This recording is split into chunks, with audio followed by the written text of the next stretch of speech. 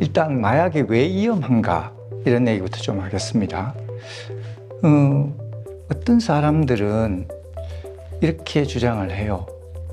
내가 만났던 이제 중독자인데, 아니 뭐 선생님 뭐 하면 좋은데 그걸 뭐 굳이 안 할 이유가 있습니까? 이렇게 얘기를 해요. 근데 그 사람이 교도소에 있는 사람이거든요. 누가 하관 당신 교도소에 있는데 괜찮냐? 그러니까 간섭만 안 하면 내 몸 가지고 내가 하는데 왜 나를 가독하냐고 이런 얘기를 하시긴 해요.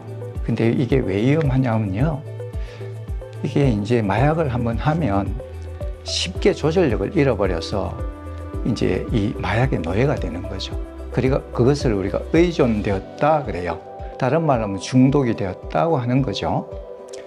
두 번째는요, 이게 그냥 단순히 중독된 것으로 끝나는 게 아니에요.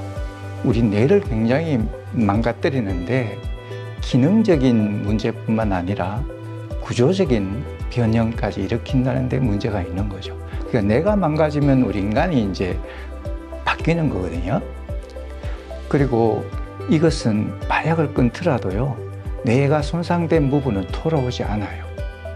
그리고 특히 청소년기에 있는 아이들한테는요, 이 마약을 하게 되면 뇌가 아직 덜 형성됐는 데서 이렇게 상처를 줘버리니까요, 더 큰 이제 상처를 입는 것이고 회복이 잘 안 되죠.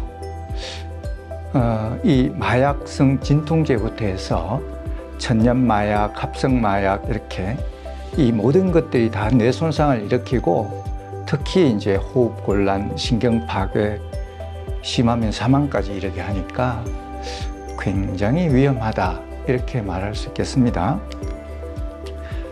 다시 말하면, 한마디로 말하면 마약 중독은 뇌의 질환입니다.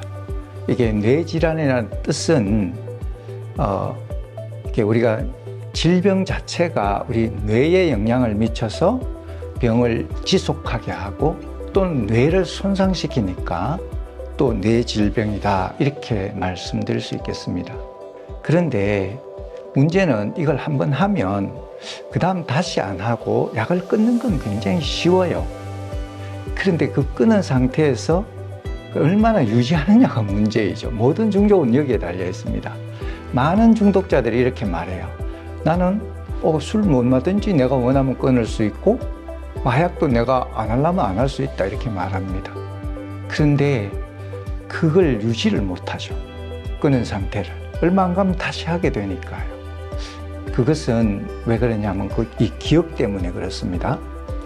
이 마약을 하면서 느꼈던 이 쾌감 있잖아요. 이건 뇌에 각인이 돼요. 이게 단순한 기억이 아니에요. 그래서 약물을 한번 접했던 사람은 아주 강한 호기심이 생기거든요. 그리고 그때 이 쾌감이 너무 강력하기 때문에 그것에 대한 이끌림이 지속되는 거예요. 그걸 우리가 갈망이라고 해요. 그러니까 이런 것 때문에 내가 그걸 기억하고 있으니까 수시로 그게 떠오르는 거예요. 특히 그때 이제 우리가 큐라는 게 있어요. 그 실마리. 어떤 스트레스를 받는다든지 어떤 자극이 있을 때 그 생각이 떠오르기 시작하면요, 그 기억이 다시 약을 하게 만들죠. 반대로 말하면 우리가 이 뇌의 기능, 기억하고 뭐 판단하는 기능이 있기 때문에 또 이걸 끊을 수도 있는 거거든요. 그런데 우리 환자들 보면 1년 이상 단약을 성공한 사람은요, 3사람 중에 1명 정도밖에 없어요. 그만큼 이걸 유지하기가 어렵다는 거죠. 마약 중독 치료의 핵심도 이 기억이지만 결국 마약을 했던 기억을 지울 수 없으니까 계속 재발하는 거예요. 그래서 이게 무서운 병이죠. 주로 뇌의 보상 시스템 있죠. 우리가 보상회로, 쾌락중추 뭐 이런 얘기를 하는데 이런 신경회로에 영향을 주죠. 그리고 뇌의 화학적 균형을 방해하고, 이 뇌의 화학적 균형을 방해하면 감정이나 기억, 동기, 의사결정 능력 이런 데 다 변화를 일으키는 거예요. 여러분, 뇌 보상회로 얘기는 많이 들어봤죠. 도파민 얘기도 많이 들었죠. 제가 오늘 좀 정리해서 설명을 드리면요.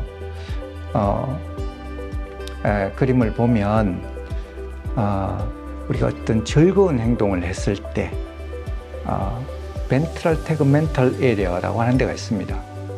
복측 피계 영역 이렇게 나와 있는데 우리말이 더 어려워요.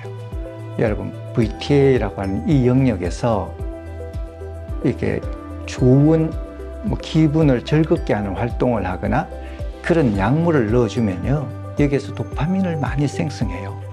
이렇게 생성된 도파민은 뇌의 여러 부위로 가는데 특히 그 척자핵이라고 하는 부위에 가서 여기에서 도파민을 많이 분비하게 돼요. 여기에 분비가 되면 기분이 쫙 좋아지는 거예요. 그래서 주로 여기에 분비하고 그 다음에 전전두엽으로도 가고 해마나 편도체로 가고, 해마로 가는 거는 해마의 기능은 기억이거든요. 그 편도체의 기억은 우리 감정을 담당하는 영역입니다.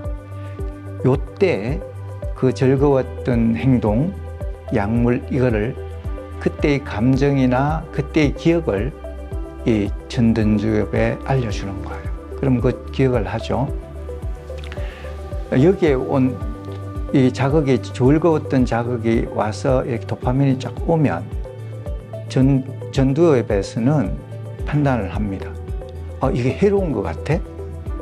그러면 만약에 해로우면 이 전두엽에서 글루타메이트라고 하는 것을 분비를 해서 척자에 신호를 보냅니다. 그런데 도파민 양이 너무 많으면, 이 글루타메이트보다 더 많으면 그 행동을 지속하게 하고, 반대로 이거 해롭다고 하는 신호를 더 많이 보내면, 글루타메이트가 더 많아지면 그 행동을 중단하게 하는, 이렇게 하는 거죠. 그런데 마약을 쓰면 도파민이 워낙 많이 분비되니까 이걸 중단시키는 게 아니라 더 많이 반복해서 하도록 하는, 그렇게 만들어 버리는 거예요. 그래서 결국 마약은 도파민이라는 신경 전달 물질을 과도하게 방출하는 거예요. 그렇게 해서 굉장한 쾌감을 느끼게 만들어 버립니다. 이게 이제 중독 보상 회로의 핵심이고요. 근데 반복적으로 쓰면 어떻게 되겠어요? 이걸 받아들이는 쪽에서 너무 강하게 오니까 다 받아들이면 못 견디니까요. 덜 받아들여야 되잖아요. 그래서 그걸 리셉터라고 하는 수용체가 있는데 수용체 숫자를 줄여버려요. 그러니까 와도 너무 놀래니까 덜 놀래게 하려고 숫자 줄여버리니까 어떻게 해요? 민감도가 떨어지죠. 그러니까 이제는 옛날에 이제 필로폰 같은 거 주사 한 대 맞으면 확 오던 감정이 한 대 맞았는데 별로 안 와. 이게 민감도가 떨어져서 그렇죠. 그걸 우리가 내성이 생겼다고 하는 거예요. 그러면 더 많은 필로폰을 주입해야 되는 거죠. 그죠? 그래서 결국은 이런 도파민 분비, 재흡수 시스템 이런 게 손상이 되면 이게 이제 수용체가 줄어들어버린 상태에서는 일반적으로 우리가 즐겁다고 하는 행위를 했을 때는 아무런 감각이 없는 거예요. 그러니까 나한테 즐거움을 주는 다른 활동 행위는 없는 거예요. 뭐만 있어요? 강력하게 왔을 때만 조금 자극이 오니까 이 마약을 하는 사람들은 결국은 쾌감 저하 증후군이라고 할 수 있는 일상생활에서의 즐거움은 없는 거예요. 더 이상 없어진 거예요. 이런 상태가 제일로 이제 무서운 거예요. 그러니까 좋은 게 없는 거예요. 세상에 마약 외에는. 그러니까 아무것도 안 하는 거예요. 마약만 찾게 되는 겁니다. 이 부위만 손상이 일어나는 게 아니라요. 전두엽도 손상이 일어나는데 우리가 뇌의 전두엽의 역할이 뭐냐 하면 의사결정하고 문제 해결하고 자제력을 발휘하고 계획하고 이런 걸 담당하거든요. 그래서 이 전두엽의 기능을 저하시켜 버리니까 합리적인 판단도 못하고 충동적인 행동이 증가할 수밖에 없는 거죠. 그죠? 그래서 알코올이나 도박 같은 다른 중독보다요, 이 약물 중독이 훨씬 더 빨리 뇌를 망가뜨리고 회복률도 떨어지는 이유가 여기에 있습니다. 전두엽을 망가뜨려 버리니까 이런 일들이 일어나고, 다시 말하면 마약에 중독된 사람들은 이 단기적인 쾌락을 추구하다가 결국 장기적인 이 행복을 잃어버리는, 그리고 이 어떤 게 단기적인 쾌락을 내가 좀 자제를 하면 장기적으로 내가 더 행복해질 거라 하는 판단, 자제력 이런 게 없어져 버리거든요. 그렇게 되니까 계속 마약을 할 수밖에 없는 거예요. 네. 그 다음 이 기억과 학습에 대한 영향도 있는데요. 여러분, 우리 기억은 주로 해마라고 하는 영역에 담당을 합니다. 기억하고 학습 능력. 그러니까 이 해마도 손상을 일으키니까 기억하고 학습하는 능력도 손상이 되겠죠. 그죠? 요게 망가지면 새로운 정보를 학습하기 어려워지고 과거의 경험도 떠올리기 어려워지거든요. 실제로 입원한 이 마약 환자들을 보면 중독 이전 지능에 비해서 평균 한 20 내지 30 정도 떨어져 있는 게 현실이에요. 대마초 같은 약물은요, 단기 기억을 손상시키고 학습 정보 처리 능력이 떨어져 있어요. 문제는 기능적인 변화뿐만 아니라 뇌의 구조적 변화가 일어나는데, 이건 한번 생각해 봐요. 예를 들면 우리 노트북 같은 게 220V의 전압으로 되잖아요. 여기 1만 볼트의 전류를 흘려버리면 어떻게 될까요? 이 망가지는 거죠. 우리 이 뇌가 히로뽕 같은 걸 탁 주입하면 그런 상태가 되어버리는 거예요. 그러니까 뇌가 망가져 버리는 거예요. 네. 헤로인 같은 이 약물들은요, 뇌의 화이트 메타라고 하는 백지를 손상시키거든요. 그럼 이 의사소통하거나 신속하게 반응하는 이런 능력을 떨어뜨려요. 좀 덜해지죠. 좀 의리해진다는 말이죠, 사람이. 그 다음에 이제 뇌가 손상이 되니까 당연히 정신 건강에 문제가 일어나겠죠. 그죠? 특히 이제 많은 게 뭐냐면 우울증, 조울증 같은 기분장애, 불안, 그리고 망상을 일으키는 정신병적 장애, 이런 것들이 발생하기도 하고, 그런 병이 있는 사람이 굉장히 악화시켜요. 암페타민 같은 이런 약물들, 도파민, 세로토닌 주로 이쪽을 건드리는 분비를 유도하는 이런 약물들은요, 환각이나 망상을 일으켜요. 그러니까 필로폰 하는 환자들은 나중에 가면 환청, 피해망상 이런 것 때문에 정신병 상태가 돼요. 그걸 우리가 암페타민 정신병이라고 따로 병명이 있을 정도예요. 문제는 이 마약을 하는 사람들은 삶에서 즐거움을 느끼지 못하는 만성적인 무기력증에 빠지는 게 문제예요. 그러니까 의욕도 없고 뭐 재밌는 것도 없고 하고 싶은 것도 없고 이런 상태가 되는 거예요. 일반적으로 이제 우리가 마약을 사용하면 어떤 증상들이 있느냐, 뭐 마약의 종류에 따라 물론 다 달라요. 이게 호흡, 심장 박동 이런 신체 변화가 일어나요. 억제하는 이런 약물들은요, 호흡 정지까지 올 수 있거든요. 그리고 온도나 통증 감각 이런 감각의 이상을 가져오죠. 특히 마약성 진동제 같은 건 그렇습니다. 그다음 환시나 환촉, 환청 이런 환각을 일으키고요.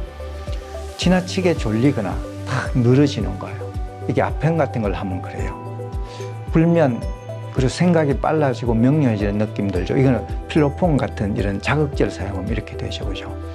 집중력 등 인지적 영역의 변화가 일어나는데, 필로폰 같은 거나 메칠페니데이트라고 여러분 ADHD 환자들 쓰는 약 있죠. 이런 건 집중력을 높여주는 거예요. 네. 암페타민류에 들어가는 이런 약들은.